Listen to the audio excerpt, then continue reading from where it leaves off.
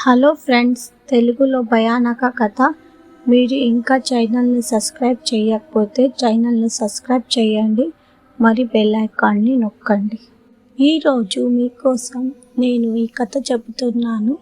నా కథ పేరు భయానక భవనం. ఈ కథ ఒక భయానక భవనం గురించి. ఒక ఊరిలో రోహన్ అనే అబ్బాయి ఉండేవాడు. అతని వయసు సుమారు 14 నుండి 15 సంవత్సరాలు. అతను చాలా అందగాడు, చదువులో చాలా తెలివైనవాడు. అతను తన తల్లిదండ్రులకు విధేయుడైన అబ్బాయి. అతనికి చదవడం అంటే చాలా ఇష్టం. రోజంతా చదివేవాడు. స్కూల్ టీచర్లు కూడా రోహన్తో చాలా సంతోషించారు. ఒకరోజు టీచర్ పిల్లలందరినీ తనతో పాటు విహారయాత్రకు తీసుకెళ్లారు. ఇందులో రోహన్ కూడా వెళ్ళాడు. టీచర్ ఒకే రోజులో పిల్లలందరికీ మొత్తం విహారయాత్ర తిరిగిపించింది. అలా తిరుగుతుండగా సాయంత్రం అయింది. అందుచేత ఆ రాత్రిని ఊరి దగ్గరలో ఉన్న గుడిలో గడపాలని టీచర్ నిర్ణయించుకున్నారు. గుడి పక్కనే దట్టమైన అడవి. ఆ అడవి మధ్యలో చాలా అందమైన భవనం ఉండేది. సాయంత్రం 7 గంటలైంది. రోహన్ దూరం నుండి ఆ భవనాన్ని చూశాడు మరియు దానిని దగ్గర నుండి చూడాలని కోరుకోవడం ప్రారంభించాడు. టీచర్కి చెప్పకుండానే ఆ అడవి వైపు బయలుదేరాడు రోహన్. అడవి చాలా దట్టంగా ఉంది. తరువాత అతను ఆ భవనం దగ్గరికి చేరుకున్నాడు.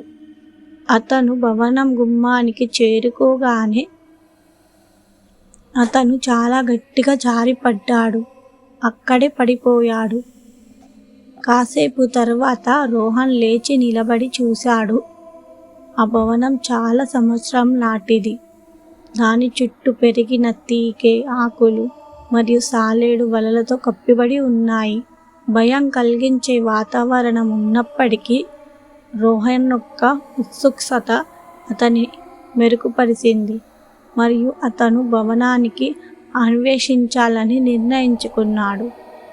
రోహన్ భవనంలోనికి ప్రవేశించిన వెంటనే భవనం లోపల గాలి చాలా చల్లగా ఉంది మరియు అతని శరీరం మొత్తం చల్లగా ఉందని అతను భావించాడు. అప్పుడు అతను భవనం గుమ్మం మీద అడుగు పెట్టగానే తన పాదాల కింద నేల చప్పుడు చేస్తున్నట్లు అతనుకు అనిపించింది. రోహన్ ఆకులు వలలు జాగ్రత్తగా తీసేసి గదిలోకి వెళ్ళాడు. అకస్మాత్తుగా రోహన్ ఒక గదిలో నుండి మందమైన శబ్దం వినిపించింది. అతను జాగ్రత్తగా గదిని సమీపించాడు మరియు లోపలికి చూడగానే గది గోడపై గాలిలో తేలుతున్న దయ్యం నీడ కనిపించింది. దయ్యం పొడవంటి తెల్లని జుట్టు మరియు పసుపు భయానక ముఖం కలిగి ఉంది. రోహన్ శరీరం భయంతో వణుకుతుంది. ఏమి చెయ్యాలో అతనికి అర్థం కాలేదు. ఈ గదిలోనికి ఎవరు వచ్చినట్టు దయ్యంకి కూడా తెలుసుకుంది. దయ్యం తన భయంకరమైన ముఖంతో రోహన్ వైపు తిరిగాడు. అప్పుడు అతను తన నోరు తెరిచి రక్తం గడ్డకట్టే అరుపుని విడిచిపెట్టాడు. దాని కారణంగా రోహన్ వెనక్కి తిరిగి తన ముందు ఉన్న దయ్యాన్ని చూసి అక్కడ నుండి వీలైనంత వేగంగా పారిపోయాడు. రోహన్ తన స్కూల్ పిల్లలు మరియు టీచర్ చేరుకునే వరకు పరుగు ఆపలేదు. అప్పుడు అతను ఆ పాత మరియు భయానక భవనానికి ఎప్పుడు వెళ్ళలేదు. రోహన్ అక్కడికి వెళ్ళి టీచర్తో ప్రతిదీ చెప్పాడు. టీచర్ ఈ విషయాలన్నీ అక్కడికి దగ్గరలో నివసించే వారికి చెప్పారు. చాలా క్రితం ఒక మహిళ ఇక్కడ నివసించేదని, కొన్ని కారణాల వల్ల ఆమె చనిపోయిందని వారు చెప్పారు మరియు దయ్యం రూపంలో ఆమె అందరినీ భయపట్టేది. ఆ భవనంలోనికి ఎవరు వెళ్ళినా సజీవంగా తిరిగి రాలేరు. అందుచేత అప్పటి నుండి మరలా ఎవరు ఆ భవనానికి వెళ్ళలేదు. ఆ బాలుడు అదృష్టవంతుడు, ప్రాణాలతో తిరిగి వచ్చాడు. వీలైనంత త్వరగా ఇక్కడి నుండి బయలుదేరడం మీ శ్రేయస్సు.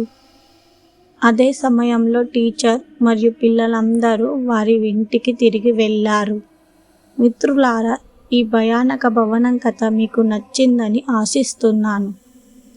మీరు ఈ భయానక కథనాన్ని ఇష్టపడినట్లయితే వ్యాఖ్యానించండి మరియు ఇలాంటి మరిన్ని కథనాలను తెలుసుకోవడానికి నా ఛానల్ను సబ్స్క్రైబ్ చేయండి మరియు బెల్ ఐకాన్ని నొక్కండి. Thank you friends.